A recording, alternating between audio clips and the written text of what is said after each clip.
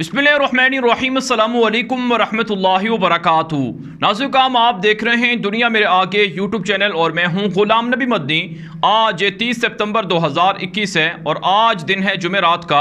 इस वीडियो के अंदर अफ़गानिस्तान की ताज़ा तरीन सूरत हाल, अफ़गानिस्तान से मुताल्लिक़ नई खबरें, नई अपडेट्स और नई मालूमात आपके सामने रखेंगे। नाज़रीन, सूबा पंजशीर जो अफ़गानिस्तान का आखिरी सूबा था जिस पर तालिबान को कंट्रोल हासिल करने के लिए, फ़तह करने के लिए शदीद लड़ाई लड़ना पड़ी थी, अब वहाँ से भागे हुए बागी ताजिकिस्तान के अंदर पनाह लिए हुए हैं। एक बड़ी खबर सामने आ रही है कि ताजिकिस्तान का दारुल हुकूमत दोशंबा वो बागियों का गढ़ बन चुका है, बागियों का मरकज़ बन चुका है। बाकायदा ताजिकिस्तान की हुकूमत की जानिब से पंजशीर के बागियों को सपोर्ट किया जा रहा है, उनकी मदद और उनको ताउन किया जा रहा है। आप जानते हैं ताजिकिस्तान की हुकूमत की जानिब से तालिबान को धमकियाँ भी दी जा रही हैं कि तालिबान अपनी हुकूमत में ताजिक नस्ल के, उज़्बेक नस्ल के, पंजशीरी और इसी तरह से हज़ारा बरादरी के लोगों को शामिल करें और जो अशरफ गनी की हुकूमत के लोग थे उनको भी शामिल करें, वरना अफ़गानिस्तान के लिए, तालिबान के लिए मुश्किलात होंगी। ये ताजिकिस्तान की हुकूमत धमकियाँ दे रही है। यहाँ तक कि ताजिकिस्तान की जो हुकूमती पार्टी है उसके जो नुमाइंदे हैं वो भी तालिबान को टारगेट कर रहे हैं, ब्लेम कर रहे हैं। और अब खबरें सामने आ रही हैं कि अहमद शाह मसूद का बेटा अहमद ज़िया मसूद और इसी तरह से अमरुल्लाह साले, बिस्मिल्लाह मोहम्मदी और दीगर जो पंजशीर से ताल्लुक़ रखने वाले बागियों के सरगने हैं वो ताजिकिस्तान के दारुल हुकूमत दोशंबे के अंदर जमा हो चुके हैं और वहाँ से वो नई तैयारियाँ कर रहे हैं। और ये नाज़रीन काम इत्तलात ये भी सामने आ रही हैं कि बगावत के लिए अब जो पंजशीरी बागी थे ये तालिबान को मुख्तलिफ़ जगहों पर एक तरह से तालिबान पर हमले करेंगे। और इत्तलात ये भी हैं कि ये दाइश, TTP, BLA और दीगर अस्करियत पसंद जो गिरोह हैं उनको भी इस्तेमाल करेंगे और तालिबान के ख़िलाफ़ ख़ुदकुश धमाके भी करवाएंगे। ये इत्तलात सामने आ रही हैं। नाज़रीन काम अहमद ज़िया मसूद वो मुख्तलिफ़ आलमी चैनल्स पर इंटरव्यू भी दे रहा है और तालिबान के ख़िलाफ़ ना झुकने, तालिबान के ख़िलाफ़ सरेंडर ना करने और इसी तरह से अपनी आज़ादी की जंग को जारी रखने का भी ऐलान कर रहा है। और उसको दुनिया की मुख्तलिफ़ सहयूनी ताकतें, ईसाई ताकतें, सलीबी ताकतें उन्हें सपोर्ट भी कर रही हैं। लेकिन दूसरी तरफ से नाज़रीन काम अफ़गान तालिबान का मौक़िफ़ है कि ताजिकिस्तान की हुकूमत हमारे अंदरूनी मामलात के अंदर मदाखलत कर रही है और ताजिकिस्तान हमारे मुखालिफिन को पनाह देकर, हमारे मुखालिफिन की मदद करके वो हमारे साथ बाहमी ताल्लुकात को ख़राब कर रही है। हम बतौर पड़ोसी मुल्क के ताजिकिस्तान के साथ अच्छे ताल्लुकात चाहते हैं, लेकिन बागियों की पुशपनाही करके ताजिकिस्तान की हुकूमत तालिबान से दुश्मनी मोल ले रही है। नाज़रीन काम इससे कबल आप जानते हैं, हम आपको बता चुके हैं कि ताजिकिस्तान के अंदर भारत का फ़ौजी अड्डा भी मौजूद है जो अफ़गानिस्तान की सरहदों के करीब मौजूद है और ताजिकिस्तान की हुकूमत के साथ भारत के अच्छे ताल्लुकात हैं और ताजिकिस्तान के फ़ौजी भारत जाकर तरबियत और ट्रेनिंग और इसी तरह से मुश्तरका मशक़ें भी करते रहे हैं। तो ऐसे में नाज़रीन काम ताजिकिस्तान की हुकूमत को समझाने के लिए पाकिस्तान को, चाइना को अपना असर रसूख इस्तेमाल करना चाहिए कि वो अफ़गानिस्तान के अमन को डिस्टेबलाइज ना करे, अफ़गानिस्तान को टारगेट ना करे, वरना हालात ख़राब हो सकते हैं। नाज़रीन काम इत्तलात सामने आ रही हैं कि जो पंजशीर के बागी हैं इनको फ़्रांस की जानिब से, अमेरिका की जानिब से, भारत की जानिब से सपोर्ट हासिल है। यहाँ तक कि भारतीय मीडिया पंजशीर के नाम पर तालिबान के ख़िलाफ़ ताहाल प्रोपेगेंडा और झूठ भी फैला रहा है। भारतीय मीडिया पर तालिबान के ख़िलाफ़ नेगेटिव कैंपेन भी जारी है। एक ख़बर ये सामने आ रही है कि पंजशीर के अंदर तालिबान ने एक लड़के को फांसी पर लटका दिया है क्योंकि उसका वालिद बागियों की फ़ौज का हिस्सा था। ये ख़बर इंडिया टुडे के अंदर नशर हुई है जो मशहूर इंडिया का अखबार है, लेकिन तालिबान ने कहा है कि ये झूठ है, मन घड़त बात है और तालिबान के ख़िलाफ़ ये प्रोपेगेंडा और झूठ भी दुनिया के अंदर फैलाया जा रहा है कि तालिबान अपने मुखालिफिन को कत्ल कर रहे हैं, उन्हें फांसियों पर लटका रहे हैं और उन्हें मावराए अदालत लापता करके गोलियाँ मार कर कत्ल कर रहे हैं। तालिबान ने इन तमाम इल्ज़ामात की और तमाम इन एलिगेशंस की मजम्मत की है और प्रोपेगेंडा और बेसलेस करार दिया है। दूसरी तरफ से नाज़रीन काम एक और ख़बर सामने आ रही है कि भारत की जानिब से अफ़गानिस्तान के हवाले से एक बड़ा कल से शोर मचा हुआ है भारतीय मीडिया पर कि तालिबान ने भारत की हुकूमत को ख़त लिखा है। पहला राबता किया गया है तालिबान की जानिब से भारत की हुकूमत के साथ है कि भारत की मोदी हुकूमत है वो अपनी परवाज़ें शुरू कर सकती हैं, यानी भारत से अफ़गानिस्तान के लिए परवाज़ें शुरू की जा सकती हैं काबुल एयरपोर्ट के लिए। और भारत के तमाम बड़े अखबारात के अंदर, तमाम बड़े मीडिया नेटवर्क के अंदर, जिसमें टाइम्स ऑफ इंडिया है, इंडिया टुडे है, इंडियन एक्सप्रेस है, हिंदुस्तान टाइम्स है, और इसके अलावा भारत का NDTV है, रिपब्लिक TV है, और दीगर जो जितने भी चैनल्स हैं, सब जगह पर यह प्रोपेगेंडा नशर हो रहा है कि तालिबान ने भारत के साथ राबते शुरू कर दिए हैं। तालिबान ने भारत को कहा है कि वह अपनी परवाज़ें अफ़गानिस्तान के लिए शुरू कर दे। नाज़िर-ए-किराम, ऐसी कोई भी खबर सामने नहीं आ रही है तालिबान की जानिब से। तालिबान ने सिर्फ भारत को नहीं कहा है कि वह अपनी परवाज़ें शुरू करे, और ना ही तालिबान की जानिब से कोई लेटर भारत को सेंड किया गया है। ये भारत का झूठ है। तालिबान ने कोई ख़त भारत को नहीं लिखा है और किसी तरह की भारत से सिफारिश नहीं की है, दरख्वास्त नहीं की है कि भारत अपनी परवाज़ें अफ़गानिस्तान के लिए शुरू कर दे। भला तालिबान कैसे भारत जैसे दुश्मन मुनाफिक मुल्क को ये कहेंगे, जबकि भारत का दुश्मन हुकूमत, भारत की दहशतगर्द हुकूमत है, वो पंजशीर के लोगों के हवाले से झूठा प्रोपेगेंडा कर रही है, तालिबान को दुनिया के अंदर बदनाम कर रही है। अशरफ गनी की हुकूमत को असलहे देकर, जहाज़ों में असलहे भर कर तालिबान के ख़िलाफ़ इस्तेमाल करती रही। तालिबान उन्हें कैसे कहेंगे, उन्हें कैसे ख़त लिखेंगे? अभी तक बाकायदा तालिबान के साथ भारत का कोई राबता नहीं हुआ है।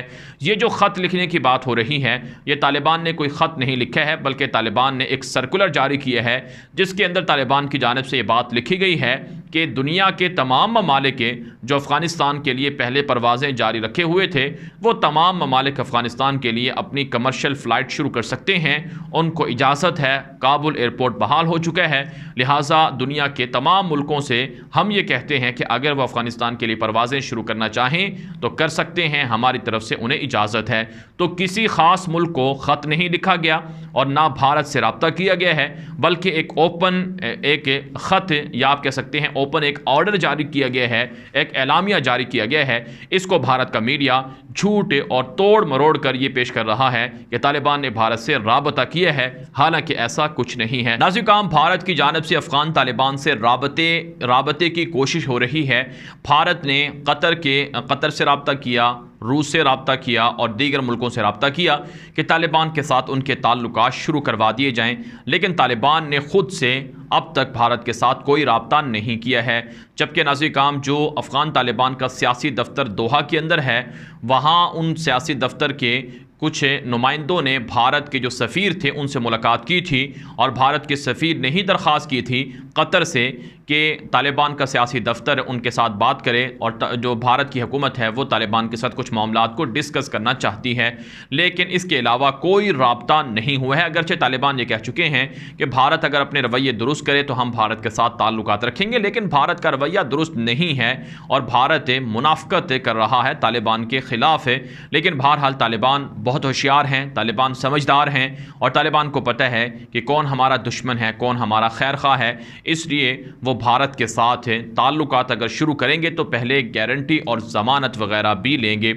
इसके अलावा नाज़िर-ए-किराम, जो एक और ख़बर सामने आ रही है कि शुमाली इत्तिहाद के गुंडे काबुल के अंदर रुपोश हैं। तालिबान ने यह दावा किया है, और शुमाली इत्तिहाद के गुंडों की जानिब से जो अफ़गानिस्तान के अंदर हिंदू ताजिर था उसे अगवा कर लिया गया था, लेकिन तालिबान के इंटेलिजेंस इदारों ने, तालिबान की फ़ौज ने ऑपरेशन करके इस हिंदू ताजिर को बाजियाब करवाया है। इस पर तालिबान की जो फ़ौज है, इंटेलिजेंस इदारे हैं, वो ये कहते हैं कि हमारे ख़िलाफ़ प्रोपेगेंडा करने के लिए हमारे दुश्मन अब अक़लियतों को गिरफ़्तार कर रहे हैं, उनको कत्ल करने की कोशिशें कर रहे हैं। इससे पहले नाज़िर-ए-किराम, हम आपको बता चुके हैं कि अफ़गानिस्तान के अंदर चूँकि तालिबान का ताल्लुक़ फ़िक़्ह हनफ़ी से है और ये फ़िक़्ह हनफ़ी को फॉलो करते हैं, जबकि दीगर मकातब फ़िक्र जैसा कि शिया कम्युनिटी के लोग हैं, हज़ारा बरादरी के लोग हैं, और इसी तरह से अहले हदीस मकतबा फ़िक्र के लोग हैं, इनको कत्ल करने, इन पर तशद्दुद करने, इनको गिरफ़्तार करने के झूठे प्रोपेगेंडे और झूठी ख़बरें दुनिया के अंदर फैलाई जाती रही हैं। ना तो किसी अहले हदीस के मदरसे को बंद किया गया है, ना उनको गिरफ़्तार करके उनको कत्ल किया गया है, और ना ही किसी हज़ारा बरादरी शिया कम्युनिटी के लोगों को तंग किया जा रहा है। ये झूठे और मनगढ़ंत दावे हैं। तालिबान इन तमाम दावों की तरदीद करते हैं। इसके अलावा नाज़िर-ए-किराम, जो एक और बड़ी ख़बर सामने आ रही है कि अमेरिका ने एतराफ़ किया है कि दोहा मुआहिदा वो अमेरिका के लिए एक बड़ी शिकस्त का सबब बना है। जो साबिक अमेरिकी सदर डोनाल्ड ट्रंप गुजरे हैं, उनके दौर में साल 2019 के अंदर दोहा एग्रीमेंट हुआ था। इस एग्रीमेंट के हवाले से अमेरिका के मीडिया पर उस वक्त ये ख़बरें चली थी कि तालिबान हार गए हैं, तालिबान ने अमेरिका की शराइत को माना है, और बहुत से लोग तालिबान को उस मौके पर ब्लेम कर रहे थे कि तालिबान ने अमेरिका को जाने दिया है, अमेरिका की शराइत पर उनसे मुआहिदा कर लिए है, ये तालिबान की शिकस्त है, तालिबान को अमेरिका को मारना चाहिए था, कत्ल करना चाहिए था, तालिबान ने अमेरिका के कहने पर अमेरिका से मुआहिदा किए हैं और गोया अमेरिका ने तालिबान को हुकूमत दी है। इस तरह की बातें माजी के अंदर होती रही हैं, लेकिन उस मौके पर भी हमने आपको कहा था कि दोहा मुआहिदा तालिबान की बड़ी जीत है और तालिबान इस मुआहिदे के ज़रिए से अफ़गानिस्तान पर हुक्मरानी हासिल करेंगे। नाज़रीन, आज तकरीबन 2 साल के बाद अमेरिका के हुक्मरानों ने यह बात तस्लीम कर ली है कि दोहा मुआहिदा अमेरिका की शिकस्त का सबब बना है और दोहा मुआहिदे के बाद तालिबान ताकतवर हुए हैं और दोहा मुआहिदे ही की वजह से अशरफ गनी और अफ़गान हुकूमत वो तबाह हुई है और वो तालिबान के सामने शिकस्त उसने खाई है। ये एतराफ़ किया गया है अमेरिका की फ़ौज के जो chairman joint chief of staff general mark मिली हैं और इसी तरह से जनरल मैकेंजी हैं और जनरल ऑस्टन हैं और इसी तरह से अमेरिका के दीगर ओहदेदार हैं। तो ये है अमेरिका की शिकस्त और ये है तालिबान की जीत। अब उन लोगों को अपने रवैयों पर गौर करना चाहिए जो तालिबान को ब्लेम करते थे, तालिबान को बुरा भला कहते थे। लेकिन बहरहाल नाज़रीन, अमेरिका के अंदर अमेरिका की अफ़गान तालिबान के हाथों शिकस्त पर असबाब को तलाश किया जा रहा है। अमेरिका की कांग्रेस सेनेट के अंदर अमेरिकी फ़ौजियों की पेशियाँ हो रही हैं और उनसे तफ्तीश की जा रही है। और कल भी अमेरिका के जो chairman joint chief of staff general mark मिली हैं, उन्होंने एतराफ़ किया है कि अमेरिका को अफ़गानिस्तान के अंदर बदतरीन शिकस्त का सामना करना पड़ा है। 20 साल का जो फ़ौजी ऑपरेशन था वो नाकामी से 2-4 हुए हैं। तो बहरहाल ये अल्लाह रब्बुल इज़्ज़त की तरफ से मुसलमानों के लिए एक बड़ी मदद थी, एक बड़ा इनाम था। इस इनाम की, इस मदद की कदर करना होगी और अफ़गान तालिबान को ना सिर्फ अफ़गानिस्तान के अंदर बल्कि दुनिया के दीगर मुसलमान मुल्कों के अंदर मज़लूम मुसलमानों की हिमायत के लिए भी अपना रोल प्ले करना होगा। और मुसलमान जहाँ कहीं मज़लूम हैं, चाहे बर्मा के अंदर, कश्मीर के अंदर, फ़लस्तीन के अंदर, इराक़, शाम, यमन, जहाँ कहीं मुसलमानों पर जुल्म हो रहा है, उन सब को अफ़गान तालिबान को आइडियल बनाकर उन्हीं की तरह की पॉलिसियाँ, उन्हीं की तरह के जो फार्मूले हैं, उन्हीं की तरह की जो स्ट्रेटजीज़ हैं, उन्हीं की तरह की जो हिकमत अमली हैं, उन्हें अपनाना होगा। नाज़रीन, अफ़गानिस्तान के हवाले से अब तक की बड़ी अपडेट्स थी जो आपके सामने रखी गई हैं। इस हवाले से जो आपकी राय हो कमेंट के ज़रिए से आप हम तक पहुँचा सकते हैं।